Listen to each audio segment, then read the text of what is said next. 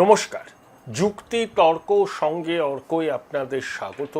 আপনাদের সঙ্গে আমি অর্কপ্রভ সরকার। আজকে আপনাদের একটি সুপার এক্সক্লুসিভ খবর আমি পরিবেশন করতে চাই। বাংলার রাজনীতি এবং সর্বভারতীয় রাজনীতির ক্ষেত্রে এটি অবশ্যই একটি গুরুত্বপূর্ণ খবর।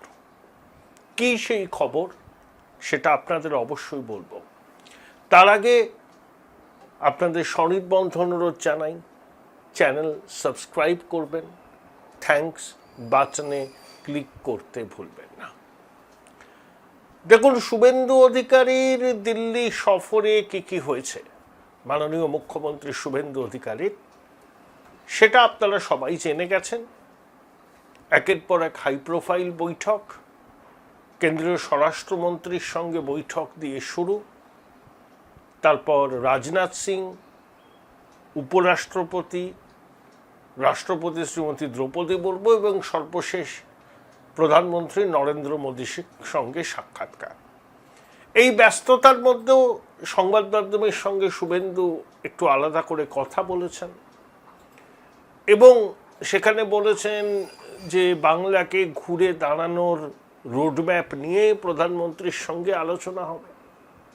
কেন্দ্রের সাহায্য ছাড়া এগোনো যাবে না, সীমান্ত সুরক্ষিত রাখতে হবে। কেন্দ্রীয় স্বরাষ্ট্রমন্ত্রী জানিয়েছেন ডেমোগ্রাফিক মিশন চালু হচ্ছে বা ডেমোগ্রাফিক কমিশন।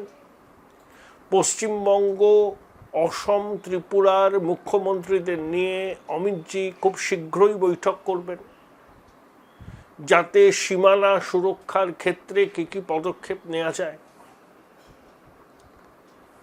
এবং এই আবহে কোয়াড সম্মেলনে যোগ দিতে 23শে মে সকাল 7টায় কলকাতা বিমানবন্দরে পা রেখেছেন মার্কিন বিদেশ সচিব মার্কো রুবিও সস্ত্রীক। এর আগে 2012 সালের এপ্রিল মাসে এসেছিলেন তৎকালীন মার্কিন বিদেশ সচিব হিলারি ক্লিন্টন। এবার মার্কো রুবিও সফর খুব সংক্ষিপ্ত, মাদার টেরেসার আশ্রমে যাওয়া, ভিক্টোরিয়া মেমোরিয়াল দেখা, তারপরে শুভেন্দুবাবুর সঙ্গে তার বৈঠক হবে কিনা আমি জানি না। শনিবার সন্ধ্যায় দিল্লিতে, 23শে মের সন্ধ্যায় দিল্লিতে প্রধানমন্ত্রী নরেন্দ্র মোদীর সঙ্গে তার বৈঠক আছে। তারপর কোয়াড সম্মেলন, ভারতের পররাষ্ট্রমন্ত্রী এস জয়শঙ্করের সঙ্গে দ্বিপাক্ষিক বৈঠক হবে। তাহলে মার্কো রুবিওর ঝটিকা সফর, শুভেন্দু অধিকারীর মুখ্যমন্ত্রী হিসাবে প্রথমবার দিল্লিতে গিয়ে তাহলে একের পর এক বৈঠক। এদিকে রাজ্যে শাসক দলের কোন দল একেবারে প্রকাশ্যে 23শে মে সঞ্জয় দাস, সাউথ দমদম মিউনিসিপ্যালিটির 18 নম্বর ওয়ার্ডের কাউন্সিলর, উত্তর 24 পরগনার ভাইপো হিসাবে যিনি পরিচিত সেই দেবরাজের অত্যন্ত ঘনিষ্ঠ, রহস্য মৃত্যু। আবার দেবরাজের এক সহযোগী সম্রাট নামে একজনকে গ্রেপ্তার করা হয়েছে। পুরো ভবনে কাউন্সিলর্স চেম্বারে পুরো অধিবেশন বসেনি, লক অ্যান্ড কি ছিল। মালা রায় অভিযোগ করেছেন পুরো কমিশনের বিরুদ্ধে।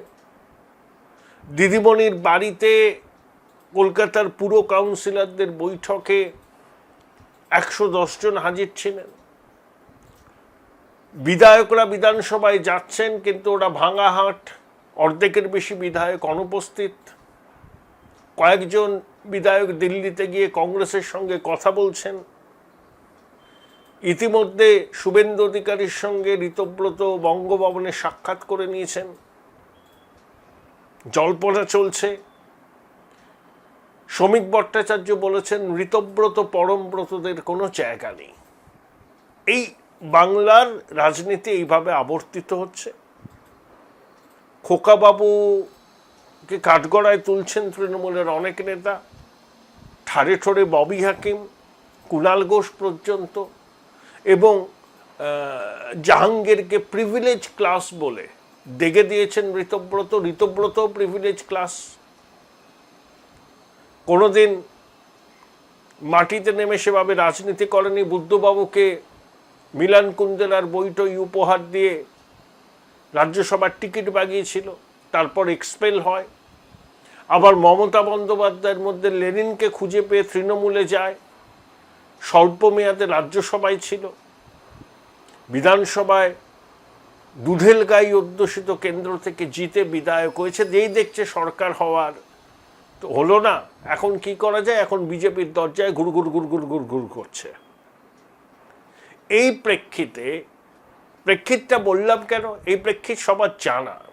এই প্রেক্ষিতটা না বললে আমি যে খবরটি বলতে চাইছি সেটি পরিপূর্ণতা পাবে না।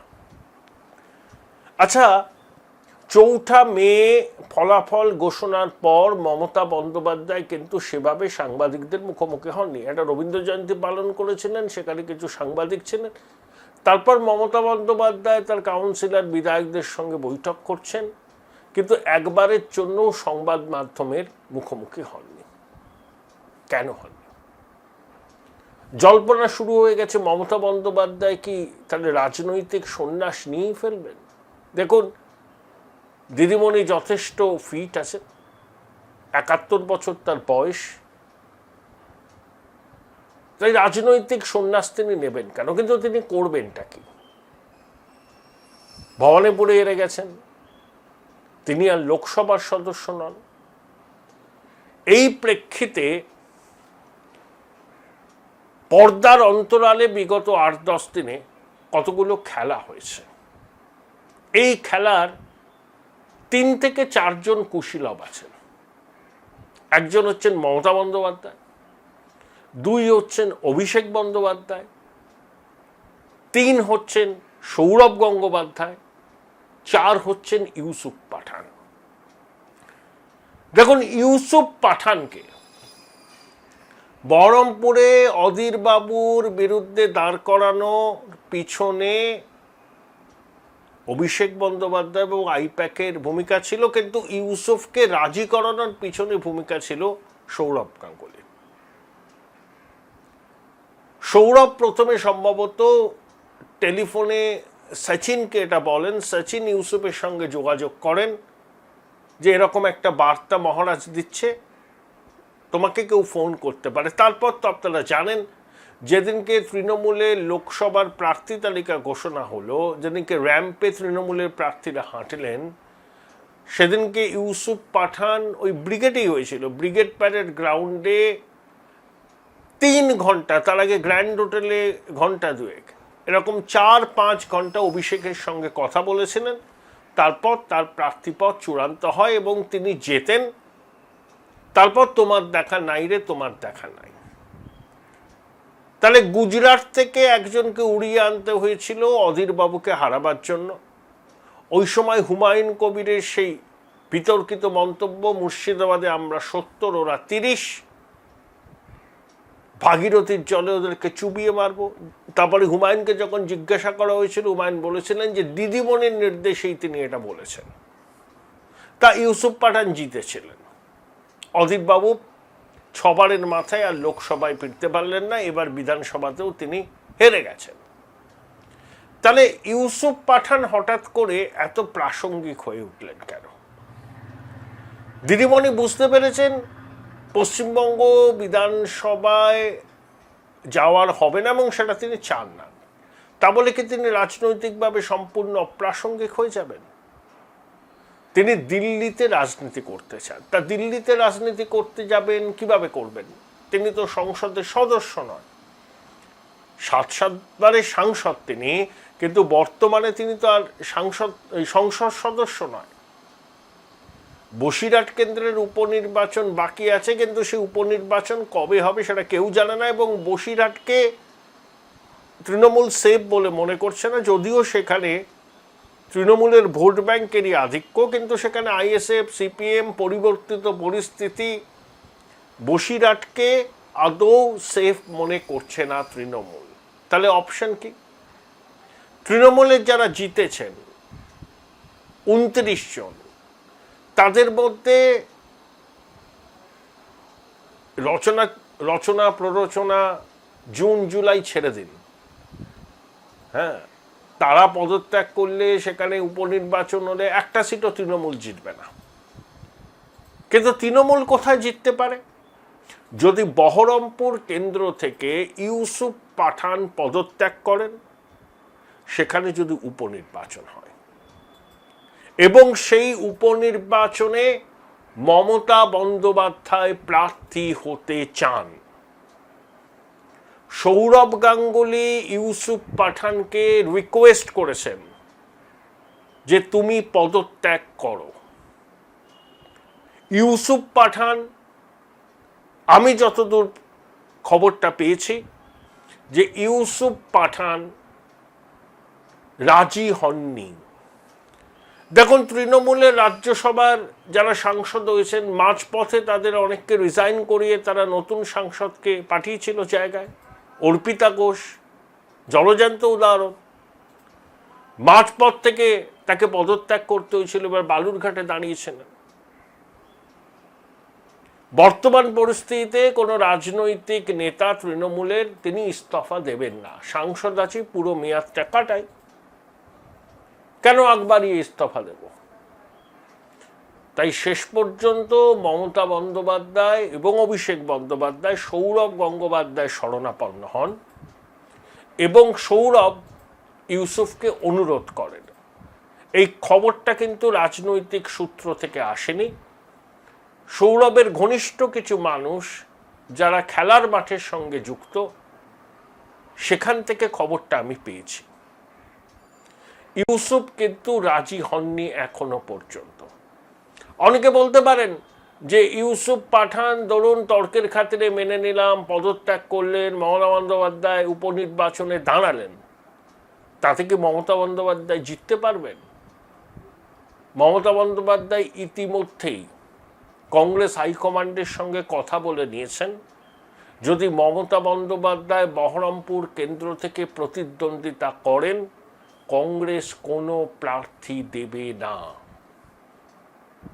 এবং এ ব্যাপারে অধীর চৌধুরীকেও নিরস্ত করা হবে, কারণ বিজেপি বিরোধী বৃহত্তর জোটের বার্তা দেওয়ার জন্য এই পদক্ষেপ কংগ্রেস হাইকমান্ড করতেই পারে এবং এই নিশ্চয়তা তারা হয়তো মমতাদি এবং অভিষেককে দিয়েছে যে মমতাদি যদি প্রার্থী হন, মমতা ব্যানার্জি যদি প্রার্থী হন বহরমপুরে, তাহলে কংগ্রেস কোনো প্রার্থী দেবে না। কিন্তু এখন স্টাম্বলিং ব্লক হয়েছে ইউসুফ পাঠান। ইউসুফ পাঠান এখনো পর্যন্ত পদত্যাগ করতে রাজি নন। তাকে বোঝানোর চেষ্টা চলছে। যদি ইউসুফ রাজি হন, পদত্যাগ করেন এবং নির্বাচন কমিশন পুনর্নির্বাচনের দিনক্ষণ জানান, তাহলে ওখানে মমতা বন্দ্যোপাধ্যায় প্রার্থী হবেন। তখন মমতা বন্দ্যোপাধ্যায়ের সঙ্গে বিজেপির সম্মুখ সমর হবে। যেহেতু ওরা সংখ্যালঘু অধ্যুষিত জেলা, কংগ্রেস প্রার্থী দেবে না, মমতা বন্দ্যোপাধ্যায়ের পক্ষে লড়াইটা তুলনামূলকভাবে সহজ হবে। আমি তুলনামূলকভাবে বললাম, কোনো কেক ওয়াক টেক ওয়াক হবে না। কংগ্রেস প্রার্থী না দিলে সিপিএম আইএসএফ তো দেবেই। Join Runux Institute of Hotel Management, New Town, offering guaranteed global placement in hotel, hospitality, aviation, hospital and culinary management. এটা মমতা বন্দ্যোপাধ্যায় চাইছেন দিল্লির রাজনীতিতে ফিরতে, কারণ রাজ্য রাজনীতিতে বিধানসভার তিনি সদস্য নন। তিনি বুঝে গেছেন মুখে যতই আস্ফালন করুন যে এখানে আর তার কোনো ভবিষ্যৎ নেই। তাকে রাজনীতিতে টিকে থাকতে গেলে তাকে দিল্লিতেই যেতে হবে এবং সংসদের সদস্য হতে হবে। তিনি 7 বারের সাংসদ, তাহলে আর একবার চেষ্টা তিনি করবেন। কারণ মমতা বন্দ্যোপাধ্যায় বুঝে গেছেন তিনি যদি একেবারে নিজেকে গৃহবন্দী রাখেন, তাহলে কিন্তু দল এমনিতেই ভাঙবে। যারা থাকতে চাইছে তৃণমূলে তারাও থাকবে না।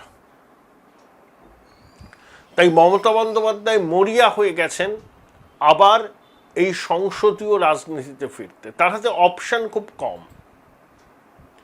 তৃণমূলের কোনো রাজনৈতিক নেতা যারা সাংসদ হয়েছেন তারা ইস্তফা দেবেন না। রচনা প্ররোচনা জুন জুলাই ইস্তফা দিলেও সেখান থেকে তৃণমূল জিততে পারবে না। মুর্শিদাবাদের আরো 2টো লোকসভা কেন্দ্র আছে, তারা কিন্তু রাজনৈতিক নেতা, তারা ইস্তফা দেবেন না। একমাত্র হিসেব কষে তৃণমূল দেখেছে ভোটের অঙ্ক ইত্যাদি যে বহরমপুর থেকে একমাত্র লড়াইটা তুলনামূলকভাবে সহজ, এবং কংগ্রেস হাইকমান্ড মোটামুটি এটুকু বলেছে যে মমতা যদি ওখান থেকে প্রতিদ্বন্দ্বিতা করেন তাহলে কংগ্রেস সেখানে কোনো প্রার্থী দেবে না এবং অধীর চৌধুরীকেও নিরস্ত করা হবে। এই খবর শেষ পর্যন্ত ম্যাচিওর করবে কিনা এটা এই মুহূর্তে বলা যায় না, কিন্তু খবরটা হয়েছে। তৃণমূলের একজন জানতে পারে, বাকিরা কেউ জানে না। খবরটি বেরিয়ে এসছে সৌরভ গঙ্গোপাধ্যায়ের ঘনিষ্ঠ সূত্র থেকে। শেষ পর্যন্ত যদি ইউসুফ পাঠান পদত্যাগ করেন, মমতা বন্দ্যোপাধ্যায় লোকসভায় দাঁড়ান বহরমপুর থেকে, অবশ্যই রাজনীতির ক্ষেত্রে একটা উল্লেখযোগ্য ঘটনা হবে। মমতা বন্দ্যোপাধ্যায় এটুকু বুঝতে পেরেছেন, তিনি যদি একেবারে সবকিছু থেকে নিজেকে দূরে সরিয়ে রাখেন তাহলে তার এয়ার অ্যাপারেন্টের সমূহ বিপদ। দিল্লিতে সংসদে উপস্থিত থাকলে চিৎকার চেঁচামেচি করতে পারবেন, আইএনডিএ ব্লকের সঙ্গে একটা কোঅর্ডিনেশন হবে,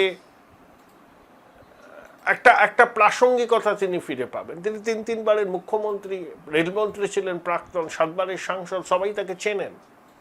নিজের প্রাসঙ্গিকতাটা টিকিয়ে রাখবার জন্যই মমতা বন্দ্যোপাধ্যায় কিন্তু লোকসভায় যেতে চান। দেখুন, অখিলেশ তো মুখ্যমন্ত্রী ছিলেন 2012 থেকে 17, হেরেছেন, আবার কানৌজ থেকে লোকসভায় নির্বাচিত হয়েছেন। তাহলে অখিলেশের একটা পদ তো আছে, তিনি সাংসদ, তার স্ত্রী ডিম্পল সাংসদ। দিদিমণির হাতে তো আর কিছু নেই, তাই তিনি মরিয়া হয়ে গেছেন দিল্লির রাজনীতিতে অংশগ্রহণ করতে। তাহলে 29-এর লোকসভার নির্বাচনের আগে কিছুটা প্রাসঙ্গিকতা ফিরে পাওয়া যাবে। যদি কংগ্রেসের সঙ্গে একটা সার্বিক জোট তৈরি করতে পারেন তাহলে তৃণমূল পশ্চিমবঙ্গে কিছু বাড়তি অক্সিজেন পেতে পারে, এটা মমতা বন্দ্যোপাধ্যায়ের ভাবনা। কিন্তু তিনি তার কোনো বিশ্বস্ত রাজনৈতিক সঙ্গীকে এই কথাটি বলেননি। তিনি ভরসা করেছেন মহারাজ সৌরভ গাঙ্গুলির উপরে, কারণ ইউসুফ পাঠানকে রোপ ইন করার ক্ষেত্রেও সৌরভের ভূমিকা ছিল। আবার ইউসুফ পাঠানকে পদত্যাগ করার জন্য অনুরোধ সৌরভ গঙ্গোপাধ্যায়ের সূত্রে গিয়েছে বলেই ময়দান সূত্রের খবর।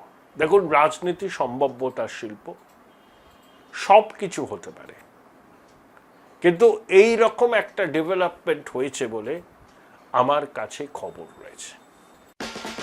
উচ্চ মাধ্যমিকের পর উজ্জ্বল ভবিষ্যৎ গড়তে NCHMCT পর্যটন দপ্তর, ভারত সরকারের hospitality and hotel management, Paschimbanga সরকারের মাকাউটের BBA BCA, fashion design, aviation tourism, culinary arts পড়ো SBI HM কলেজে। স্টুডেন্ট ক্রেডিট কার্ড ও ব্যাংক লোন পাবে SBI HM এ পড়লে। কোর্সের শেষে SBI HM দেশ ও বিদেশে চাকরির ব্যবস্থা করে থাকে।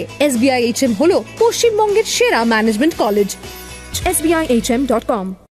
বোলপুর শহরের কোলাহল থেকে মাত্র 20 মিনিট দূরেই রয়েছে সুন্দর রিসর্ট, যেখানে পেয়ে যাবে স্পেশিয়াস আর এস্থেটিক্যালি ডিজাইন রুম। তোমরা যারা গ্রুপে যাও তাদের জন্য আছে কমফোর্টেবল গ্রুপ স্টে অপশন, আর কাপলদের জন্য রয়েছে লাক্সারিয়াস সুইট রুম, তার উপর আবার ফ্ল্যাট 10% অফ। এখানে প্রকৃতির মাঝে তোমরা পেয়ে যাবে একটা সুন্দর সুইমিং পুল, ছোটদের জন্য প্লে এরিয়া আর একটা এস্থেটিক সেলফি কর্নার।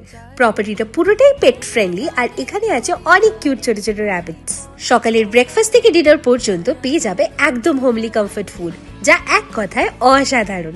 বেঙ্গলি কুইজাইনের সাথে সাথে পেয়ে যাবে চাইনিজ আর নর্থ ইন্ডিয়ান অপশন। বিকেলে বনফায়ারের আলো, বন্ধুদের সাথে আড্ডা আর খোলা আকাশের নিচে গ্রাম বাংলার হাওয়া, পুরোটাই এক অপরূপ অনুভব। তাহলে বলো, তোমরা কবে প্ল্যান করছো এই পিসফুল এসকেপটা? And don't forget to follow Miss Cupcake for more such travel updates.